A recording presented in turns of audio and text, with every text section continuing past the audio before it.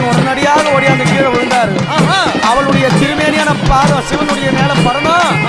அவன் போவ தெளினு கீழே இருக்கிற கணவனும் தெரிஞ்சு கூட எங்க அம்மா அவ